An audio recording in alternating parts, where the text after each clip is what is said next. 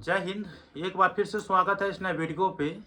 इस वीडियो के माध्यम से जो जानकारी बता रहा हूँ, जानकारी ग्रेजुएशन पास उन तमाम छात्राओं के लिए है। देखिए, दो तरह के कमेंट आया है और जिसका बार बार कमेंट आ रहा था, तो मैंने सोचा कि आप लोगों को जानकारी दे दिया जाए। पहला तो कि विवाहित जो छात्राएँ हैं उनको 50,000 स्कॉलरशिप मिलेगा या नहीं मिलेगा। दूसरा, जो सेकेंड क्लास से पास हुए हैं उनको 50,000 मिलेगा या नहीं मिलेगा। ये दो तरह के बहुत ज़्यादा कमेंट आ रहा था और वीडियो बनाने को लेकर के बोल रहे थे, और आप ही लोग में से कोई स्टूडेंट होंगे जो बार बार बोल रहे थे। तो ये काफ़ी सोचने वाली बात हो जाता है, क्योंकि ग्रेजुएशन तक आते आते बहुत सारी लड़कियां के शादी हो गया रहता है। तो इस स्थिति में उनके मन में ये असमंजस की भावना रहता है कि मुझे मिलेगा या नहीं मिलेगा, और उसका सोल्यूशन खोजने का प्रयास करती है। तो खैर कोई बात नहीं, आप लोगों को मैं पूरा जानकारी स्पष्ट रूप से बताने का प्रयास करूंगा, और कुछ जो मेन बातें हैं उसे भी आप लोगों को फॉलो करना है, ताकि आपको अगर पैसा लेना है 50,000, क्योंकि 50,000 छोटा अमाउंट नहीं होता है, बड़ा अमाउंट होता है। तो 50,000 के लिए आपको क्या मूलभूत चीज़ हैं उस पर ध्यान देना है आप लोगों को, वो बता देता हूँ। सबसे पहले मैं आप लोगों को बता देना चाहता हूँ, इस योजना का लाभ ग्रेजुएशन पास वैसे छात्राएं ले सकते हैं, चाहे वो फर्स्ट क्लास है, सेकेंड क्लास है, या वो ऑनर्स कोर्स के हैं, या जनरल कोर्स के हैं, या आप डिस्टेंस से किए हैं। किसी भी बिहार के यूनिवर्सिटी से आप लोग ग्रेजुएशन वाला जो कोर्स है वो किए हैं, तो आपको इसका लाभ मिलेगा। आप पास ही क्यों नहीं है, आप फर्स्ट क्लास क्यों नहीं है, सेकेंड क्लास क्यों नहीं है, आपको इसका लाभ मिलेगा, क्योंकि इसमें थर्ड क्लास होता नहीं है, सेकेंड क्लास और फर्स्ट क्लास होता है और पास होता है। तो इसका लाभ आप लोगों को मिलेगा, ठीक है। ये आप याद रखेंगे, बिहार के किसी भी यूनिवर्सिटी से हैं तब, और साथ में बिहार के ही स्टूडेंट रहना चाहिए, दूसरे जगह का नहीं, ये भी आप याद रखेंगे। और दूसरी बात कि आप लोग यह भी कह रहे थे कि शादी हो गया है तो उसको मिलेगा या नहीं मिलेगा।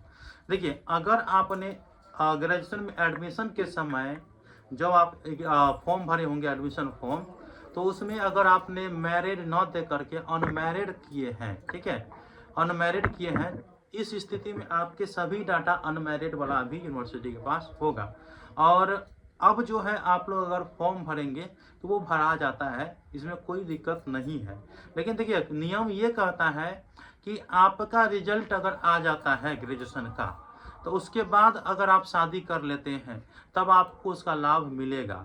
और अगर आप ग्रेजुएशन पीरियड में ही शादी कर लिए तब आपको उसका लाभ नहीं मिलता है। लेकिन मैं आपको ये भी बता दिया हूँ कि एडमिशन के समय जो आपने डाटा दिए थे, उसके बाद पार्ट 1, पार्ट 2, पार्ट 3 में जो डाटा दिए हैं, उसमें अगर अनमैरिड है तो आपको पैसा मिलेगा। लेकिन आपको थोड़ा दिमाग लगाना पड़ेगा, क्योंकि अगर आप ये मैरिड करके फॉर्म भरेंगे तो फिर पैसा नहीं मिलेगा। तो चैनल से जुड़े रहिए, तमाम प्रकार की अपडेट आप लोगों को देने का प्रयास करूंगा।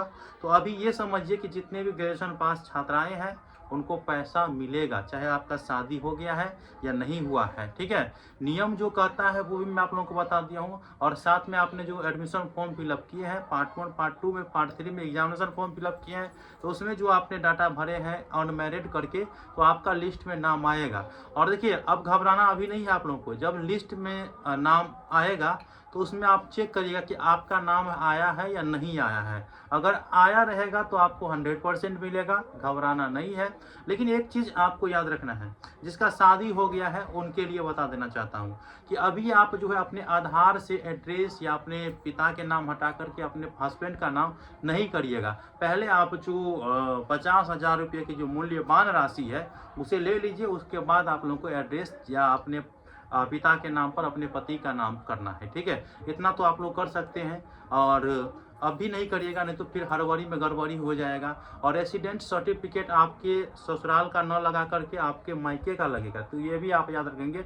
अर्थात ओवरऑल आप जो 50,000 लेंगे ना, तो उस स्थिति में आपको आप ये समझिएगा कि मेरा शादी नहीं हुआ है, मेरा कोई ससुराल नहीं है। जब शादी नहीं होगा तो ससुराल कहाँ से होगा, तो ये ससुराल नहीं है, मैं अपने बाबूजी के घर पर ही हूँ और मैं मम्मी पापा के साथ रहता हूँ।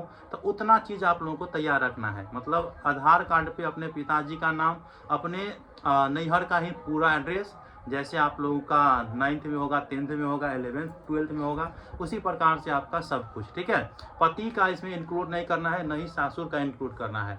जितना है आप अपने मायके का ही रखिए, और जब 50,000 आ जाएगा उसके बाद आप अपना चेंज कर लीजिएगा, क्योंकि जो आप जिसके लिए इंतजार कर लेते वो आ गया। ठीक है, तो देखिए ये जानकारी बहुत आदमी नहीं बताएगा, और आप लोगों का बहुत ज़्यादा कमेंट आ रहा था, इसीलिए मैंने आप लोगों को बता दिए। ठीक है, और जो लोग भूलवश अगर चेंज करवा लिए हैं तो आप लोग घबराइएगा नहीं। जब फॉर्म फिलअप होने लगेगा ना, तो थोड़ा एक बार आप लोग चैनल से जुड़े रहिए, संपर्क कर लीजिएगा अगर आपको फॉर्म नहीं फिलअप होगा तब। ठीक है, संपर्क कर लीजिएगा, उसका भी सोल्यूशन आप लोगों को बताऊंगा। धन्यवाद।